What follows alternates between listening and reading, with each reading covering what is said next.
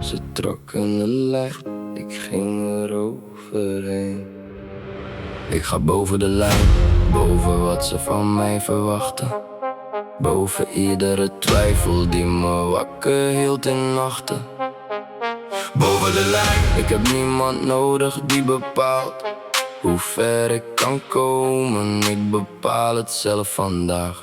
Ze hadden meningen voordat ik iets liet zien. Ze zagen risico, ik zag misschien. Ze zeiden blijf realistisch, maar mijn realiteit was groter dan hun visie.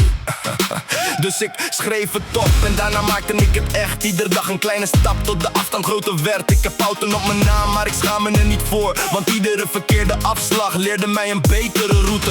Geen perfecte timing, geen perfecte start, maar wel een hoofd vol plannen en een vuur in mijn hart. Als ze zeggen dat kan niet, zeg ik kijk dan maar. Ik ga boven de lijn, boven wat ze van mij verwachten. Boven iedere twijfel die me wakker hield in nachten.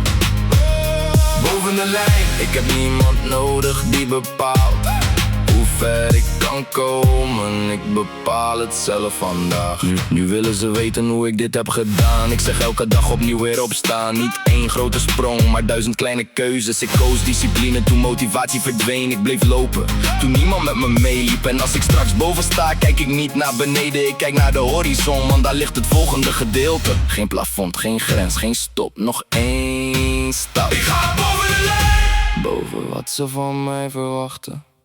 Boven iedere twijfel die me wakker hield in nachten.